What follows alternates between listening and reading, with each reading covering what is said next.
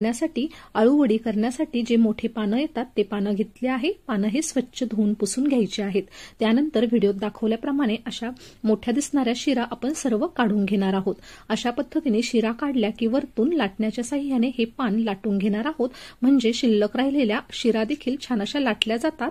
अशाच पद्धतीने आपण राहिलेले सर्व पानं छान असे शिरा काढून व लाटून घेणार आहोत। अशा पद्धतीने या पानांच्या शिरा आपण काढून घेणार आहोत। या शिरा काढणे फार गरजेचे असते। जर शिरा काढल्या नाही तर कधी कधी आपल्या वड्या या खाजऱ्या किंवा खवखव करू शकतात। आता आपल्याला मसाला करून घ्यायचा आहे। त्यासाठी 4 ते 5 हिरव्या मिरच्या, 7-8 लसणाच्या पाकळ्या, अर्धा चमचा जिरे, पाव चमचा ओवा व अगदी थोडासा कढीपत्ता घेतला आहे। आता हे सर्व जिन्नस आपल्याला मिक्सरला छान असं बारीक करून घ्यायचं आहे। इथे आपण पाणी न घालताच हे मिश्रण दळून घेणार आहोत।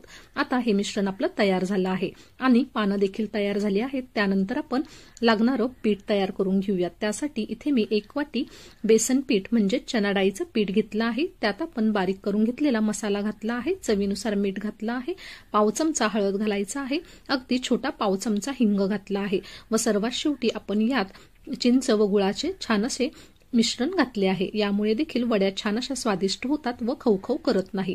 आता अगदी थोडं थोडं पाणी घालत आपल्याला हे मिश्रण छान असं एकत्र करून घ्यायचं आहे। अगदी थोडं थोडं पाणी घालत आपल्याला हे पीठ तयार करून घ्यायचं आहे। घट्ट अशी याची कन्सिस्टन्सी ठेवायची आहे। आता इथे बघू शकतात अगदी थोडं थोडं पाणी घालत आपण परफेक्ट असं हे पीठ तयार करून घेतलं आहे। तुम्ही व्हिडिओत बघू शकतात अगदी परफेक्ट अशी याची कन्सिस्टन्सी आहे। आपण पीठ हे वरतून खाली सोडलं की अगदी काही वेळात खाली पडतं। याच कन्सिस्टन्सीचं पीठ आपल्याला तयार करून घ्यायचं आहे, म्हणजे वड्या छान मऊसूत अशा तयार होतात। जर पीठ हे थोडं जास्त घट्ट ठेवलं गेलं तर वड्या ह्यामधून कडक होऊ शकतात किंवा निब्बर होऊ शकतात। आता तयार झालेलं पीठ हे आपण पानांना लावून घेणार आहोत। व्हिडिओत तुम्ही बघू शकतात अगदी पातळ लेअर आपण या पानांना लावून घेत आहोत। आता आपण हे वडी अगदी पारंपरिक व इन्स्टंट पद्धतीने करणार आहोत, त्यामुळे एका वेळी एकच पान आपल्याला लावायचं आहे। जर आपण 2 पानं लावली तर ही वडी नीट शिजणार नाही, आतलं पान कच्चं राहण्याची शक्यता असते। अशा पद्धतीने आता एकच पान मी लावणार आहे। आता पीठ लावून झाल्यानंतर साइडने अशा पद्धतीने फोल्ड देऊन घ्यायचं आहे। तुम्ही व्हिडिओत बघू शकतात। त्यानंतर आपण फोल्ड केलेल्या पानाला देखील थोडंसं पीठ लावून घेतलं आहे। वरची बाजू थोडीशी फोल्ड करून घ्यायची आहे, म्हणजे आपलं पीठ हे बाहेर येणार नाही। त्यानंतर अगदी थोडंसं फोल्ड केलेल्या पानाला पीठ लावून घेतलं आहे व खालून वरती पुन्हा एकदा आपल्याला घट्ट गुंडाळी करत या आळूवडीचं पान असं गुंडाळून घ्यायचं आहे। अशा पद्धतीने एक रोल तयार होतो। तुम्ही इथे बघू शकता छान असा सिंगल पानाचाच इथे मी रोल तयार करून घेतला आहे व दोन्ही बाजू छान अशा पॅक झाल्या आहेत।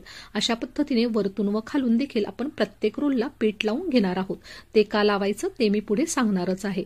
अशा पद्धतीने आपण सर्व पाने आता तयार करून घेणार आहोत। पीठ लावताना लक्षात ठेवा अगदी पातळ लेअर आपल्याला द्यायची आहे, म्हणजे पीठ हे छान असं शिजलं जातं व वडी देखील खाण्यासाठी छान अशी खमंग रुचकर लागते। जास्त पीठ लागलं की मग वडीला पिठाची जास्त चव लागते, पानाची चव येत नाही। आता अशा पद्धतीने आपण सर्व वड्या तयार करून घेणार आहोत।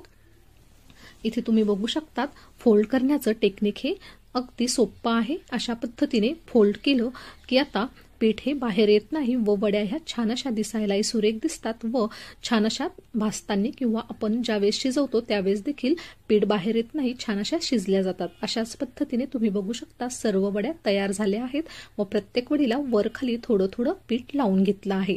आता यानंतर एका पॅनमध्ये आपल्याला 2 चमचे तेल घालून घ्यायचं आहे। पॅन हा कडकडीत तापवायचा आहे व 2 चमचे तेल हे सर्व बाजूने पसरून घ्यायचं आहे। आता पॅन छान असा तापेपर्यंत गॅस हा मोठा ठेवायचा आहे। छान असा पॅन तापला की गॅस आपल्याला आता अगदी मंद करायचा आहे। गॅस मंद करून आपण वड्या या पॅनवर ठेवून घेणार आहोत। अशा पद्धतीने अगदी थोडी थोडी 2 वड्यांच्या मध्ये जागा ठेवत आपल्याला सर्व वड्या डायरेक्ट पॅनवर लावून घ्यायच्या आहेत। इथे तुम्ही बघू शकतात न वडी वाफवण्याचं टेन्शन न कट करण्याचं, अगदी सरळ सोपी रेसिपी आहे। तुम्ही अगदी तुमच्या पोळ्या किंवा भाकरी झाल्यानंतर ही इन्स्टंट आळूवडीची रेसिपी त्याच तव्यावर देखील करू शकतात, म्हणजे भांडेही कमी निघतात व वेळही वाचतो।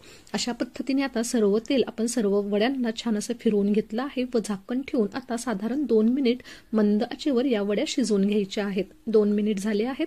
अशा पद्धतीने वाफ काढून घेतली की पानं देखील छान असे शिजतात व वडी देखील पीठ देखील आतून छान असं शिजतं। तुम्ही बघू शकतात एक बाजू छान अशी आपली शिजली आहे व वरतून लावलेल्या पिठामुळे डायरेक्ट पान हे जळत नाही। पीठ शिजण्यास वेळ लागतो, पिठाला छान अशी लेअर येते त्यामुळे पान न जळता छान असं आपलं भाजलं जातं। त्यामुळे आपण दोन्ही बाजूंना थोडं थोडं पीठ लावून घेतलं आहे आणि हे लावलेलं पीठ भाजलं की छान असं कुरकुरीत तयार होतं। आता पहिली बाजू भाजून तयार आहे। आता दुसरी बाजू भाजताना वरतून थोडं तेल लावलं आहे, पुन्हा झाकण ठेवलं आहे व 2 मिनिट मंद गॅसवर पुन्हा आपल्याला या वड्या शिजवून घ्यायच्या आहेत। अशा पद्धतीने झाकण ठेवून वड्या शिजवणे फार गरजेचे आहे, कारण इथे आपण कच्च्या पानाचा वापर करत आहोत। त्यामुळे झाकण ठेवून वडी शिजवली की पानही शिजतं व पीठही छान आतून छान शिजून येतं। आता इथे दोन्ही बाजूंनी वड्या छान अशा शिजल्या आहेत। टोटल 5 मिनिट आपण या वड्या शिजवून घेतल्या आहे व गॅस बंद केला आहे। आता आपण या वड्या सर्व करण्यासाठी रेडी आहे। तुम्ही बघू शकतात अगदी छान अशा या वड्या तयार झाल्या आहेत।